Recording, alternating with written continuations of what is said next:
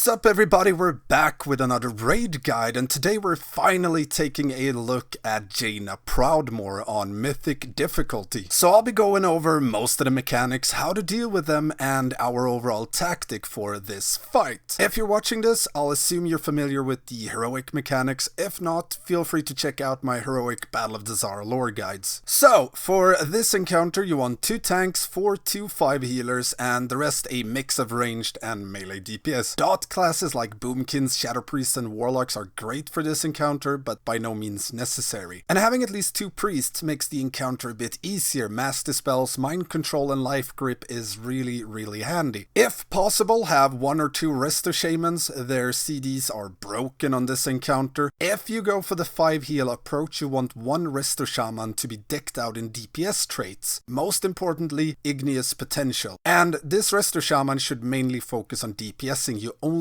really use the 5th healer for healing cooldowns. Anyways, I'll break this encounter down piece by piece. It will drag out on time, so I'll leave timestamps in the description below. Don't forget to hit me up if you have any questions like healing cooldowns, tank defensives, etc. Either on Facebook or by becoming a Patreon. So, with that said, let's start out with what's new on Mythic. Throughout all of this encounter, we have to deal with Gathering Blizzard and Freezing Blood. Gathering Blizzard, players must remain within 10 yards of at least one other player or they will get Freezing Blood. When Jaina, or the Blizzard, gains 50 power, players must remain within distance of 3 other players, and at 75 power, you need to be in range of 5 other players. At 100 power, vision is severely limited. When this happens, you can target anything further away than 10 or 8 yards. And Freezing Blood, which you get anytime you aren't within range of enough players. It's pretty much a debuff, and after 6 sec, you will become a popsicle. As soon as you get in range of enough players, this debuff drops, or if you let it tick out while you're in a fire, it kinda refreshes, giving you 6 more seconds. And as I said, you have to deal with this mechanic during the entire fight. So, let's start off with Phase 1. In Phase 1, you have all the regular heroic mechanics, the new Gathering Blizzard, Freezing Blood, and a new mechanic called Frozen Siege. Jaina will randomly choose a ballista and freeze it in a block of ice. This renders it unusable until you've nuked down the ice block covering the ballista. However, it's not random as the tooltip says, it will always freeze the closest ballista to Jaina. The first thing I want to say about Phase 1 is that spell queuing is really bad here. And what this means is that every other pull, every other try will be different. She will use her spells in a different order due to the spell queuing. So the RNG is pretty bad, but you can work around it when you get used to the fight. So, how do we deal with everything in Phase 1? Well, there's a few or a lot of different ways, so I'll go over what I've tried to give you an idea. Start off with assigning 2 players to deal with ballistas and bombs during Phase 1. Whenever a ship spawns, be out and ready to click the ballistas as soon as the ship is in range. Sounds easy enough, however, due to the Freezing Blood, it can get a bit awkward. What I did as a hunter was, I waited until there was like 1-2 sec before the ship would spawn, disengaged out, click the back ballista and the middle ballista, run back to the range camp. And my fellow ballista buddy took the front ballistas and bomb barrels. And this is a really important thing to get under control. You will wipe a lot in Phase 1 to ships going wrong, and half of the time it's RNG due to ballistas burning. I recommend a healer and high mobility range DPS to deal with this. The healing required for Phase 1 is really low, so it won't hurt to send healers on this. Following this, you want to decide on how you're going to handle Avalanche. And here's where there's 100 different ways to do it. The ones I found the easiest was free-for-all or assigning marks. Free-for-all kinda works just like it sounds. You get Avalanche and you make sure to clear fire where it's needed, and you make sure that you don't die or kill other players with it. Or you can use marks. Bigwigs, and I assume DBM has a setting where you get a mark when you get Avalanche. So you use circle and diamond on each side of the ship. If you get circle, run along the side with circle mark. If you get diamond, run on diamond side. Tanks will always get star, so they can either run with one of the other avalanche or run top side around Jaina. I've even seen some guild have all 3 always run together, which makes dealing with Freezing Blood a bit easier during it. However, whichever approach you go for, there's a few things you need to keep in mind. The big one being you have to deal with Freezing Blood when you're out with avalanche. Meaning, if you're not back in range with other players within 6 seconds, you'll become an ice block. To work around this, we always had a gateway running from the far back of the ship up to the range camp, so you can start running down, and just as you drop your final tick of avalanche, you press the gateway and you're fine. Delicate timing though, too fast and you drop avalanche on the raid and it's a wipe, or too slow and you get ice blocked. Otherwise, just make sure to plan your route with avalanche so you always make it back into the range camp. You can go quite close to them without actually killing them with an avalanche.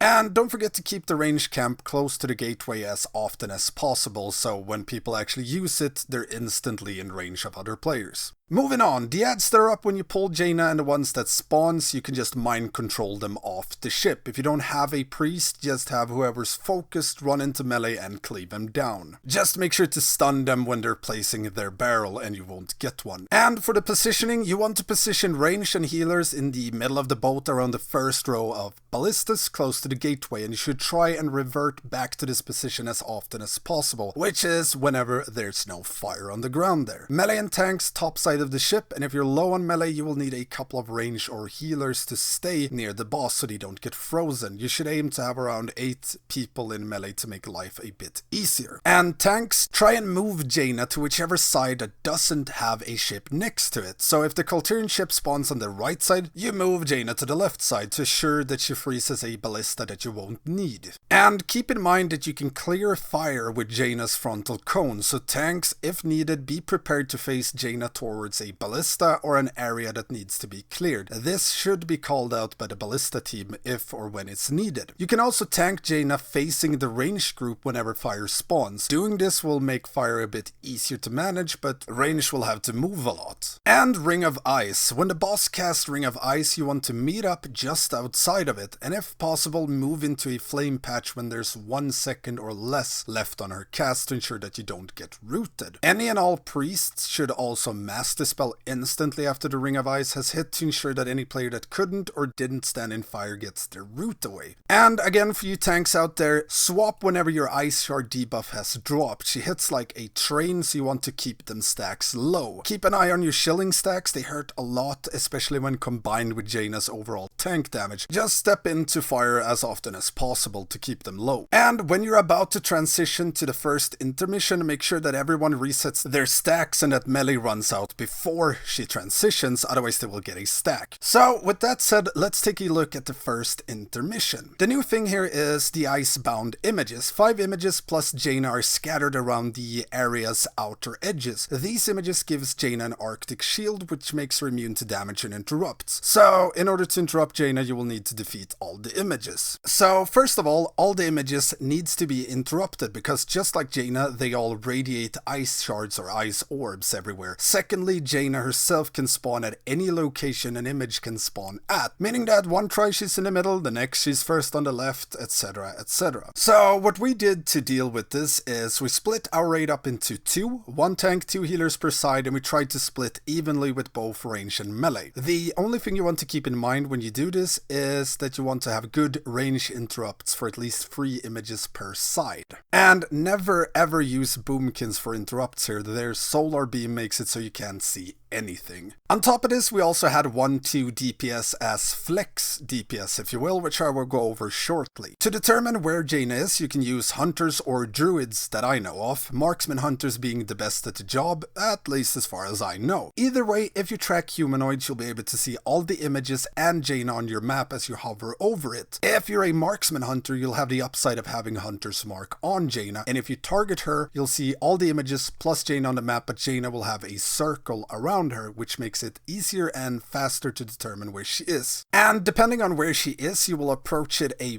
bit differently. If she's the very first on left, then the entire raid goes right, and vice versa. If she's the second on either left or right, you split the raid as I mentioned earlier, but you want to send more DPS to the side with more images on it, and that's where the flex comes in. So for example, she's second on the left, then you have 1-2 DPS from the left side group go right instead. In any other scenario, you split evenly 10 left, 10 right. Other than that, remember that during this you will need to be in range of 5 other players or you will get frozen, so whichever way you split, always move as a group. Tempo is super important here, but not getting frozen or killed by a tornado is even more important. And make sure to interrupt the images as fast as possible, meaning if you're supposed to interrupt the second ad, you should do that while the other players are nuking the first image, and then you move back to the group. The faster the images get interrupted, the better. Work your way towards Jaina, interrupt her as soon as the 5th image dies, and as soon as you interrupt Jaina, phase 2 starts. So with that being said, let's take a look at phase 2. There's nothing new in phase 2 really, and it plays out similar to Heroic, but due to freezing blood and the blizzard, some things are done a bit differently, and the timings are really crucial in this phase. So I'll break down all of phase 2 step by step, since phase 2 is scripted, with the only real RNG part being Icefall. When phase 2 starts, you want the entire raid to gather up on Jaina with your backs against the wall. This is so that you bait her glacial raid to go into the wall so that it doesn't use up too much space. You want to pop an absurd amount of healing CDs to get everyone up, and the 3 broadsides needs to run to the nearest ordnance in order to break the ice. This barrel will differ depending on where Jaina is when you interrupt her. Just make sure that this barrel isn't the one near the second intermission wall. And after the first glacial ray in phase 2, Jaina always uses avalanche on whichever tank currently has aggro. So that tank needs to go far away from the raid, but due to freezing blood, this tank will need an escort. You can use the other tank as an escort, or you can use a DPS like a hunter or a rogue. The tank that has aggro and the escort should start running away as soon as Jaina starts casting Glacial Ray. And during this, you want to break the first barrel as soon as possible as you enter phase 2, which is usually during the first Glacial Ray. Clear your stacks and move out when there's 1 sec left on the barrel and move on to the next barrel. Keep an eye on the icefall as you move to the next barrel, and as you're moving, you'll be getting your second set of broadsides, and you use these on the barrel you move to. Do not break the second barrel instantly, you will need it later. Position Jaina near the wall, close to the second barrel but not in cleave range of the barrel, and bait the second Glacial Ray. During this ray, you will also get your first Siegebreaker blast. Works the same way as in Heroic, but due to freezing blood, this player can't just run out with it or they will get frozen. So what you want to do is, and this goes for every single Siegebreaker blast, you start running away from the raid when there's 3 seconds left before the blast goes off, and you get gripped back in as soon as you've dropped it. You won't make it far enough to avoid knocking back the raid, but far enough to make the damage minimal. When the blast goes off, just make sure you don't get knocked in to the Glacial Ray. So, shortly after this combo, you will get your first blizzard in phase 2. You want to break the second barrel 2-3 seconds into that blizzard to clear your stacks. During this, you will get your third set of broadsides. These do not need to break any ice and should instead just drop them away from the raid. And at the same time as all of this is going on, an icefall will spawn, and here's where the fun starts. It is really hard to see this particular icefall due to the blizzard. If you're lucky, you can glimpse it just before the blizzard, but in most cases you just stand there and pray to RNGs. Hunters and shamans can scout a bit for this icefall with Eagle Eye and Farsight. However, I've tried this a lot, but I almost never saw the icefall, so every other try was just a wipe due to the icefall smacking us in the face during this blizzard.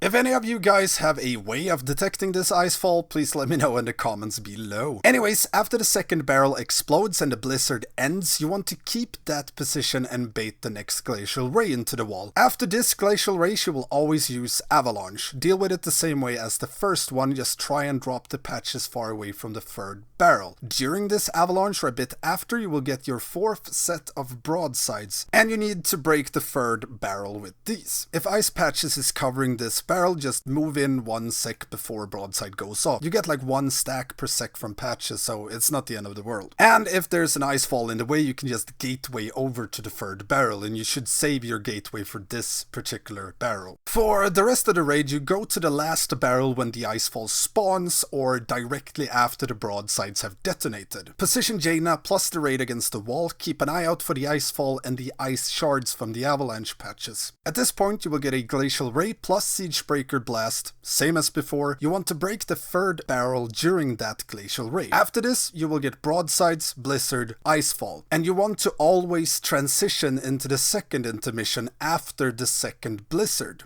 So, depending on your DPS, you might need to stop DPSing in order to transition at the right time. And this is so that you drop your stacks during the intermission. So, with that said, let's take a look at the second intermission. The intermission plays out exactly the same as it does on Heroic. The only exception is that you don't want to nuke the elemental at all. So, as soon as Jaina hits 30%, we popped Bloodlust and started nuking the wall. We had a few DPS focused Jaina, as you can still hit her, and the rest on the wall. We had our Shadow Priest, Boomkins, and a Fire Mage on Jaina during the wall, but this all depends on your overall damage. If the wall doesn't die in time, it's a wipe. So I suggest trying with like 2 players on Jaina and add more if the wall isn't an issue. When the wall dies, start working on Nathanos instantly and break his ice block as fast as you can. If you get him down fast enough, you'll transition into phase 3 without any stacks at all. And during this part of the intermission, we had all our ranged plus healers stay at the right side of the tunnel and players with Heart of Frost to the left in the tunnel. As soon as Nathanos' block is down, you want to interrupt Jaina and phase 3 starts. In order to make the phase 3 burn strategy work, you will need to manually remove Bloodlust before you interrupt Jaina. If any player has Bloodlust, when you interrupt her, she will ice block and phase 3 is pretty much ripped. We usually cancelled our Bloodlust when Nathanos was between 50-20%. I'll link the macro for this in the description. And in order to interrupt Jaina fast, you will need to either use a Warlock pet or a Hunter. Hit me up if you want more detailed info on the interrupt part. So anyways, when you do interrupt Jaina, phase 3 starts. Phase 3 is just like phase 2, very scripted. The only off part again is Icefall. So during phase 3 you want to have a few set rules, if you will. First one being do not cleave the elemental if you can avoid it. Do not dot it unless you gain a lot of DPS. If you kill the water elemental, it will split into 2 smaller elementals on Mythic and it will get a lot harder to deal with. And Heart of Frost always goes behind or to the right of the raid. Broadsides always go to the left, and you always bait Glacial Rays to the left of Jaina and move to the right when she casts it. Everyone that doesn't have Heart of Frost needs to soak the first Frozen Orb. And you'll need an interrupt rotation for the ad. We used 3 groups of 3 players, 1 to 2 melee per group. If you miss to interrupt Water Volley, you will wipe. So it's very important. So let's go over phase 3 more in detail. Position Jaina to the left just outside the second intermission tunnel. Everyone stack up except people with Heart of Frost. A few seconds into phase 3, the first Frozen Orb spawns. Everyone stack in the outer ring of it and stay there until it explodes. When it explodes, go back to your original position. You will get your first set of broadsides followed by a blizzard.